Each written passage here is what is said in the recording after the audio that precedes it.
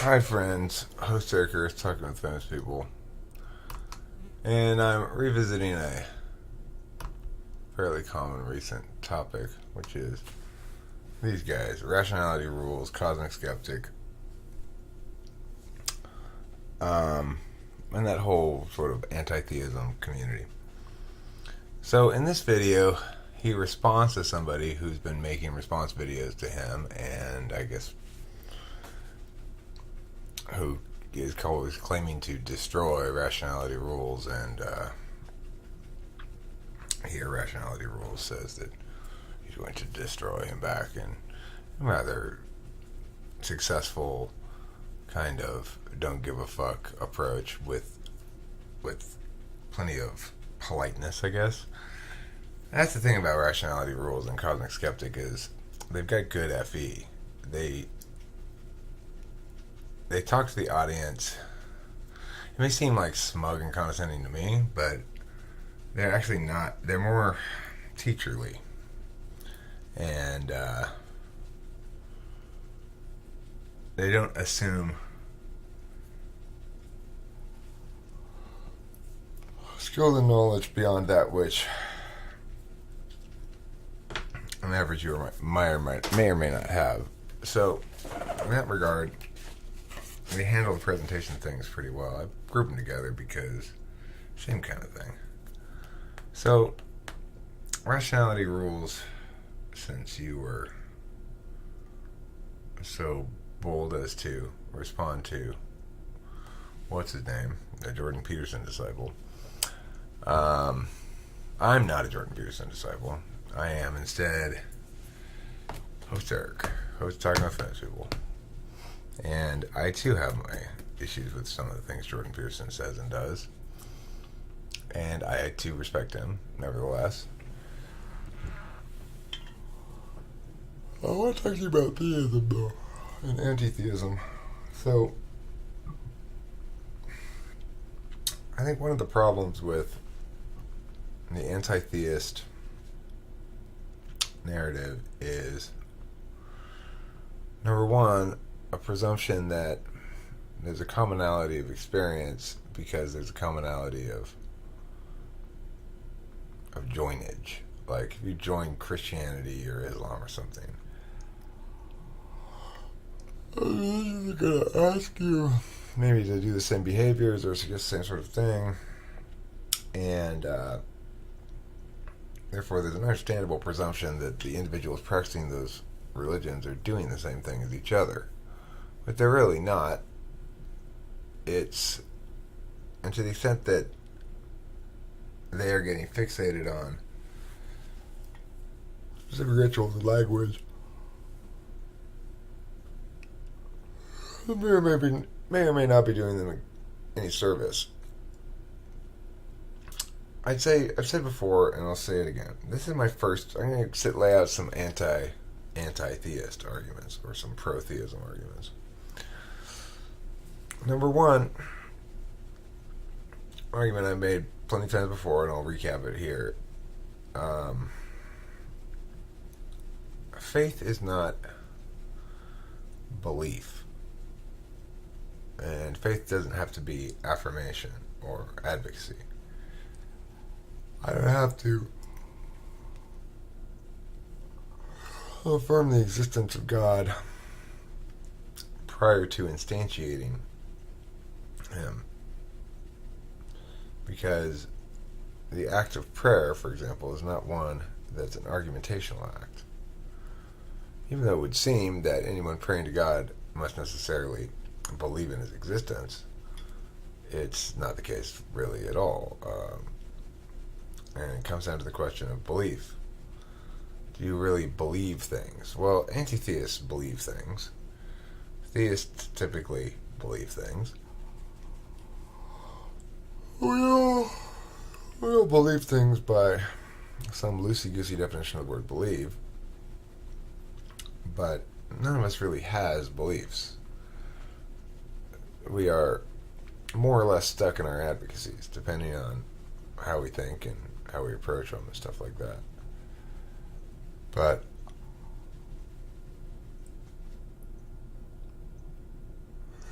Beliefs are distinct from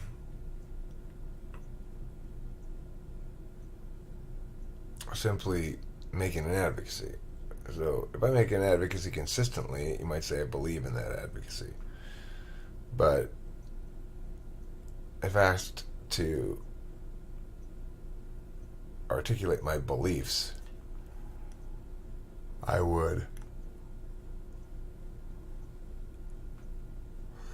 need further clarification regarding what you're looking for. Regardless, if phases of behavior, in other words, if one prays not argumentationally but behaviorally, then it's a subjective act of sorts. It's a personal experience that was between you and God, for one thing, no matter what you think that word means. Now, some of the best negation arguments against God's existence begin with the question, well, what is this thing that you think exists? In other words, define God such that I can proceed to negate it, because now you've pinned down the definition and we can work that angle.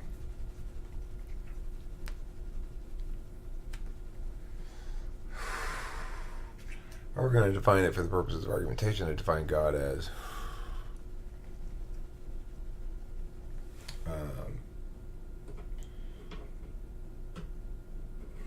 an observer, an interested observer, the scope of whose observation is substantially vaster than any other observing force heretofore encountered.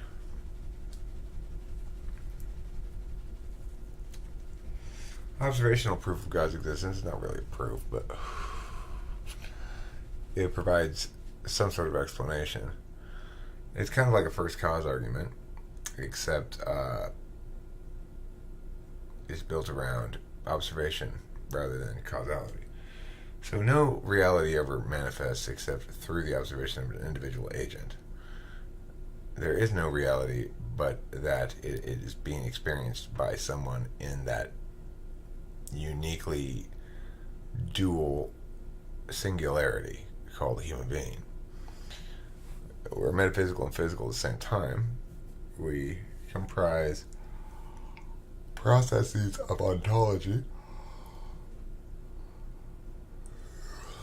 which include meanings and words and symbols and stuff, and building of a self and identity over time. And we're also physical beings. We can be wounded, we can get sick, we need to rest, we need to eat, stuff like that. So the underlying foundational cracks in anti-theism lie in the reality that there is no reality but as manifest by an observer. Obviously, therefore,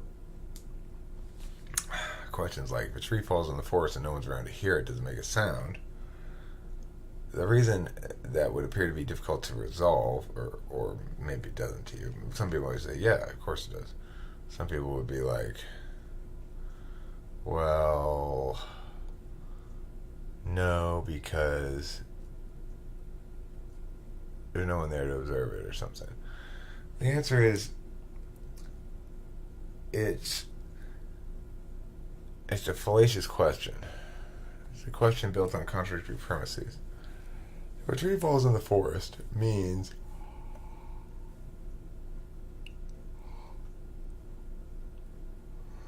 if a tree falls in the forest and we know that it falls in the forest, if it wasn't observed by somebody, there's no way we'd know it fell in the forest. No. And we might go to the forest the next day and see a tree that was previously standing up and see that now it is lying on the ground. We might see plenty of evidence that it probably fell. You can see broken branches, whatever else. And we might presume that it must have made a sound when it did fall. But the question is nevertheless meaningless, because if a tree falls in the forest and no one's there to observe it, means we don't know it falls until later we see its fallen self. Did it make a sound when it fell? We don't know that it fell. We just see that it's fallen. We can deduce that it fell, and we can deduce that it made a sound. But in doing so, then we're observing it. So then we're there. So if a tree falls in the forest and no one's there to hear it, if you go the next morning and pause it and deduce and such as I indicated, then you're observing in conditional time the event that presumably happened the night before, and observing via your metaphysical action function the likely sonic signature of that event. Regardless, because things are predicated on observation, every piece of language certainly is, and it's impossible for us to talk about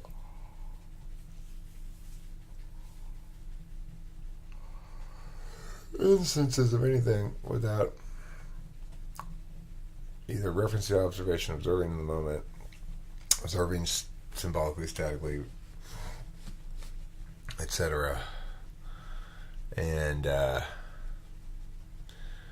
thus, to the extent that parts of the universe are ongoing when we're not looking, like there are parts of the universe where astronomers are not currently pointing their telescopes, where nobody's looking. Do the planets still turn around, go around the sun then? Do they still...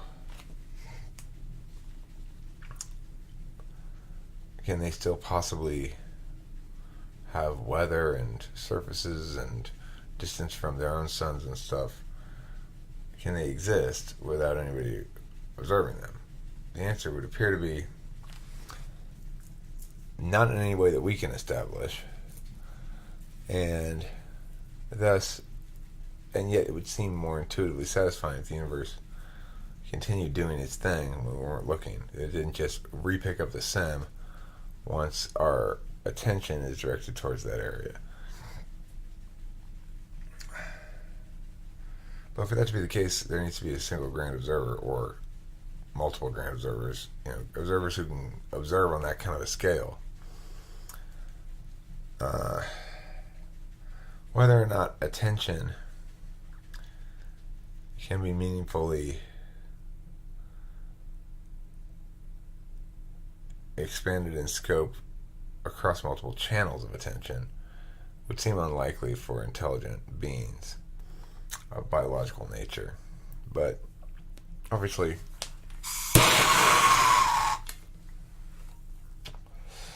God's presumed to have superpowers. Otherwise it wouldn't be God, right?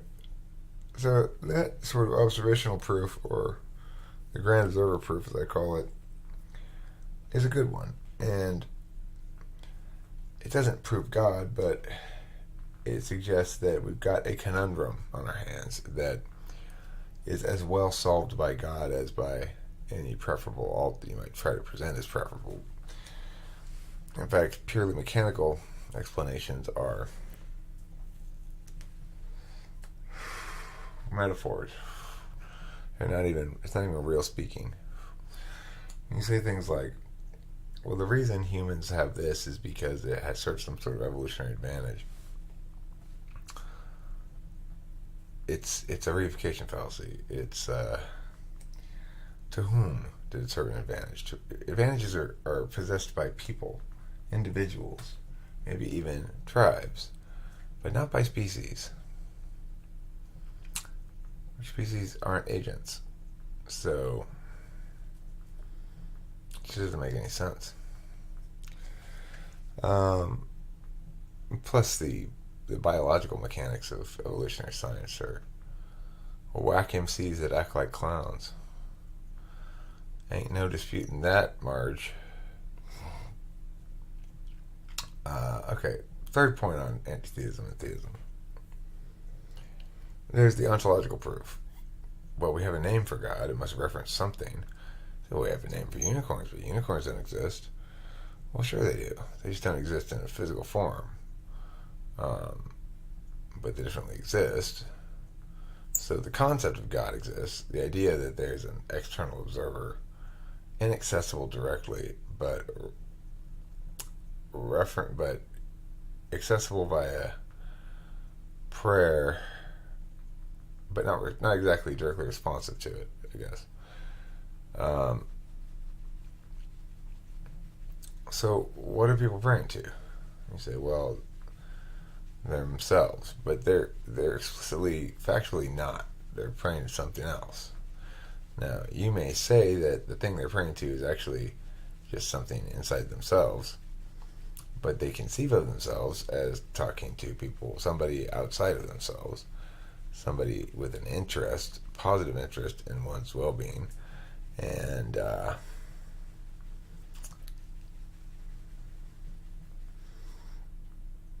someone with a name.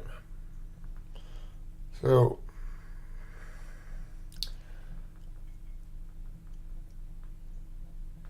if in fact it is named, the name of it must represent something at least conceptually. A unicorn is a conceptual entity that's referenced by the word unicorn. What's interesting about God, though, is the word is used by many people in many different spaces with different gods and different whatever to mean many different things. It's like all those parties agree they're referring to the same thing, but not what it is. So,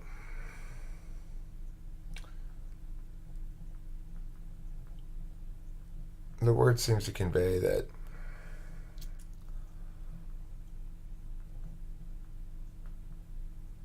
the experience of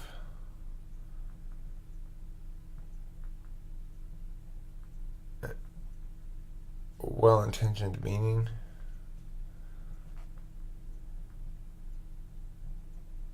via God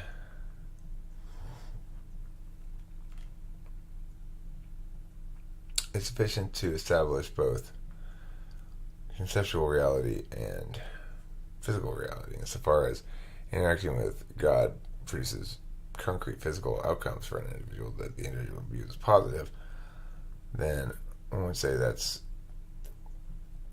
the response to the pang that you'd expect if you were checking to see that things really there. And it's conceptually existent, there's no doubt about that.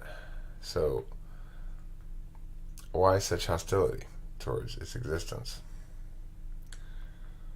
And the last anti-theism thing I will say is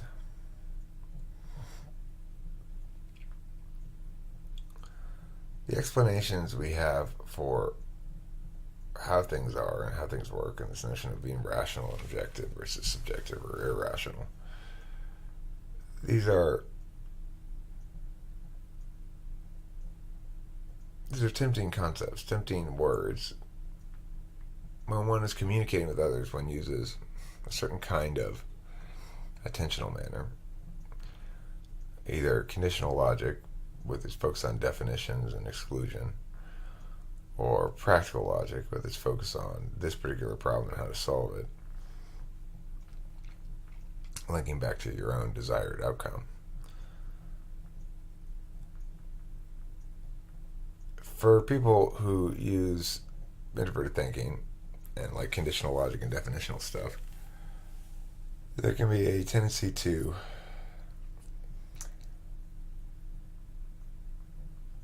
hold those who approach life through different attentional manners, or especially conflicting ones, in something like contempt.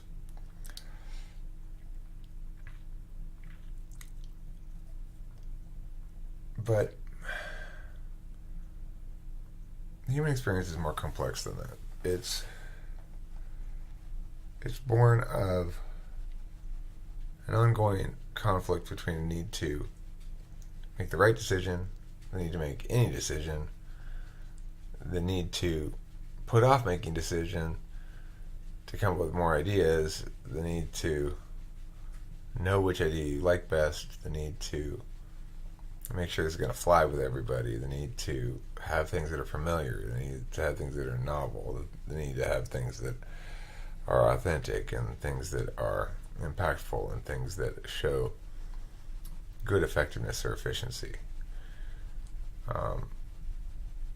These aspects of human existence are exclusive or inversely proportional with one another. To the extent that I'm prioritizing novelty, originality, newness of ideas or whatever, I'm not prioritizing following through on an idea already out there. So they're definitionally exclusive. We all get very attached to our own preferred modalities, including me.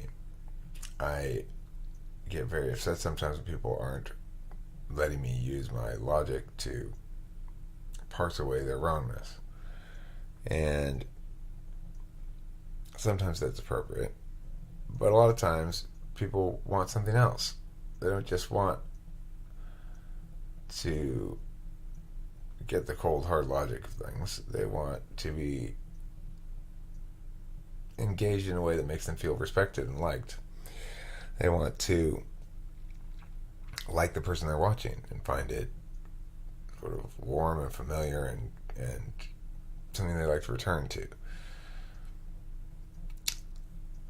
They may be more interested in truth, or they may be more interested in correctness. Truth is about what can we know, and correctness is really about what we know not.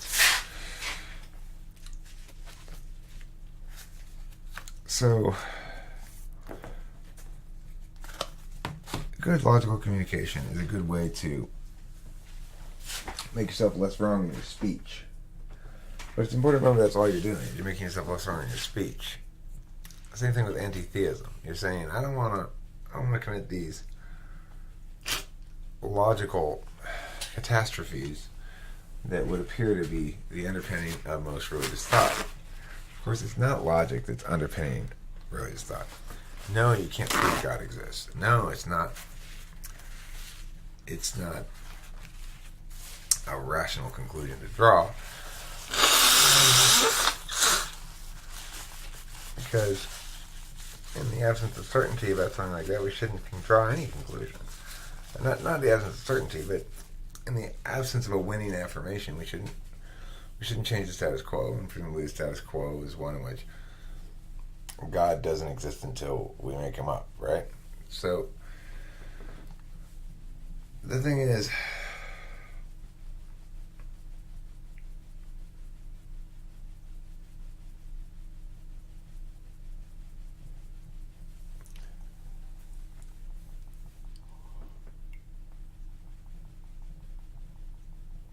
remembering that rationalism is about negation, at least conditional rationalism is about negation, helps us to understand why it's a bad idea to get so attached to anti-theism. Each individual is a processing machine, is an individual processing data, problems, situations that rise up in their life, questions, whatever. And how they want to process and how they ultimately choose to process and what that means to them is there are going to be aspects of it that are universals, truisms, and there'll be aspects of it that are particularists. I can't understand why Joe would eat all those mayonnaise sandwiches. Well, because he loves mayonnaise sandwiches. And it has some sort of special thing for him. Every time he eats one, he imagines his childhood again, where his mom fed him mayonnaise sandwiches all the time.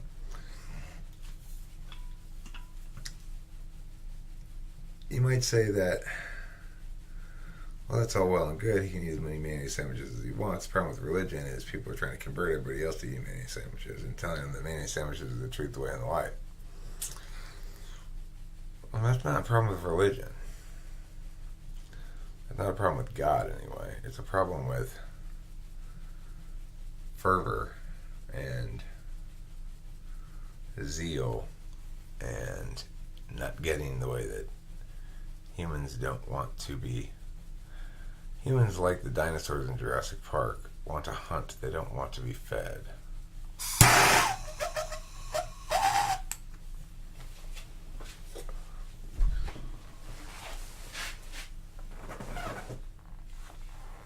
And they want to hunt with the weapons that they are comfortable hunting with. If you're comfortable hunting with negation, God seems a fat and handicapped deer that will serve dinner for you and your friends for several days. If you approach the question teleologically, well, is God useful to me? He certainly was for me. And one reason why he has utility is he allows you to put away teleological questions regarding your own existence. If you approach it from an authenticity frame, well, that's going to boil down to how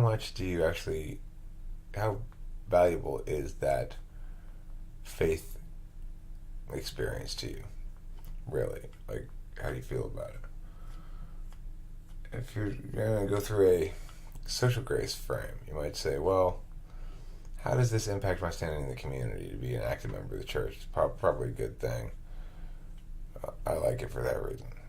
If you are looking at it through a follow-through frame, you might say, well, this is the religion I was baptized in, I was raised this way, I'm just going to follow through, stay on course here. I was directed on this path, I know how to do this thing, I go to church every Sunday, I'm just going to keep following through. I got my investment, my spiritual investment in this deal here, and so I'm just going to do that until I die and see what happens. Hopefully I pick the right horse.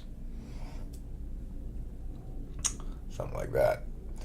You could look at it through familiarity or your own self-care, self-health. If to you going to church or praying or something is something that was indoctrinated into you at a young age, you got used to it, familiar with it, you may seek it for almost nostalgic reasons. And in that case, you'd be looking at it through a different frame. If you're looking for the truth, the singular truth, what I would really mean by that is not 2 + 2 = 4 kind of truth, but the explanation that's right. So, if I put my kids into a debate tournament with a certain kind of argument block on AF, and they always win AF, and I ask them, why do you keep winning an AF? What keeps winning? And they tell me, oh, it's that argument block C, or whatever. Well, and that's the truth of the matter, ultimately. It's like, hey, I thought block C was going to be kick-ass. I thought it was going to win some rounds for us. Turns out it did, and somebody wins a tournament, and I think to myself, why did they win that tournament? Well, they're good debaters and whatever else they did, but I'll boil it down to block C. Block C saved our ass because they went half in finals or something.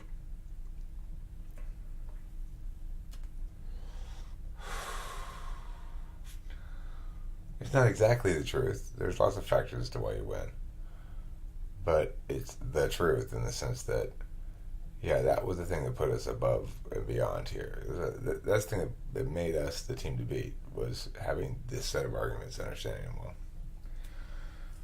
So if you're looking for the truth, religion offers that. It says, I will make claims regarding my own singularity of correctness and the absoluteness of the rightness of my path. People who are seeking a lot of truth in their life will find it somewhere. The question then isn't so much why faith-based truth is bad. It's rather, what truths would you prefer they adopt? Because it could be truths like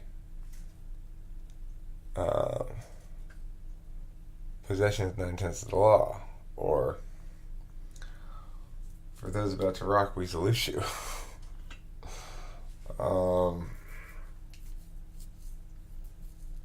It's important to understand that there's nothing inherently superior about analytical reasoning or empirical reasoning.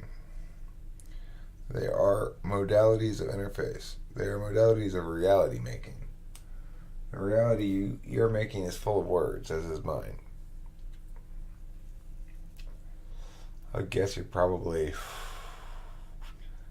might be an ENTP, rationality rules, I don't know. You seem more of an ENTP than cosmic skeptic, although he might be an NTP as well. Both you guys are so polished in what you're doing and kind of NI in your approach, though. It wouldn't shock me if either of you are INFJ, especially cosmic skeptic might be an INFJ. Probably you guys are ENTP INFJ. That'd be my guess. But if you want to do something interesting, address my arguments. They're way better and more interesting than the arguments of the idiots that you're typically dealing with. Like, obviously, somebody says some stupid ass shit. There's no reason to paint all of religion with so broad a brush and to fail to understand it in terms of its behavioral as well as its argumentational approach. So, I don't know if I destroyed you there or not. I wasn't intending to, frankly, but I would love for you to respond to my videos. I'm much more deserving of a response than Homeboy, Jordan Peterson disciple. I'm my own thinker, and while I respect Jordan Peterson, I would have no problem getting him on stage and whipping his ass, and I'm quite confident I would. That sort of thing gets me into a lot of trouble in terms of social perceptions. People don't like it when I say that. They think I come across as arrogant, and they want to convince me that I'm wrong about that I would not whip his ass. But I mean, it might be a bit of a wash, I guess. Depends if he makes any mistakes. I have a way of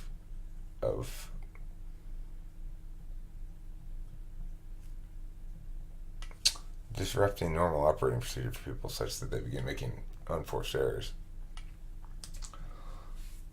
And I force a fair number of errors myself. I'm very good at position, kill, you know? Getting all my, all the hooks, all the little levers and pulleys and shit of the argumentational death chamber set up, reinforced, and then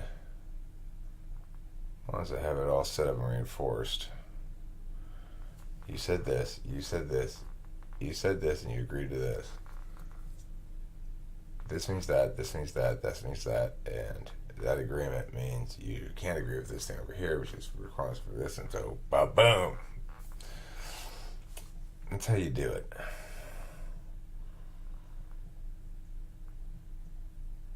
Anyway,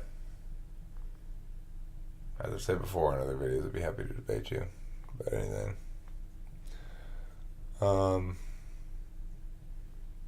But frankly, I'd be happy just to see you incorporate some of this more sophisticated, more correct, and generally well thought out argumentation. And remember, that's what you're doing. You're arguing. At all times when we're having these kind of conversations, we're arguing, whether we do it in an argumentational tone, in an instructive tone, in a contemptuous tone, in a destroyed tone, or whatever. We're all just arguing. Failing to distinguish the map from the territory is therefore a regular occurrence, and perhaps our biggest communicative dilemma. We forget that we are travelers, not just map readers. And no map can be read but by being read by someone. So, with those last thoughts, I'm going to call it a night here. And I tell you what, rationality rules. I'm going to pray to God that you'll make a response video to this. Okay? Dear God, please force rationality rules with your divine mightiness to obey my command. Thanks, God. I knew I could count on you. Now remember, rationality rules. Either way, if you respond to it by making a video, that proves God exists. And if you don't, that proves God exists and you're spiteful about it. So it's a win-win for you. It's a win-win. You're going to hell either way, by the way. You're going straight to hell, and there'll be no virgins there for you. None. Not even in Islamic hell. There's no virgins. Everyone's a filthy slut in hell. It's like, come on, sluts. Oh, I got 40 sluts in line. Jesus Christ. Did anyone spend all eternity fucking these hoes? I don't think so. I'm going to heaven, where the music is. Angels singing nothing but hymns for all eternity. Oof. Do I have any other choices besides hell and heaven? Can I go to purgatory's bullshit? Oh. Well, how about, can I try another life on? Can I try another life after this one? Just start me back over again? Yeah? Okay, I'll just do that. That's fine. That's pretty good. So anyway, I just had a little conversation with God about the afterlife and stuff. In case you were curious about it, you could probably glean what he said. Thanks for watching. Don't forget to eat plenty of cheese.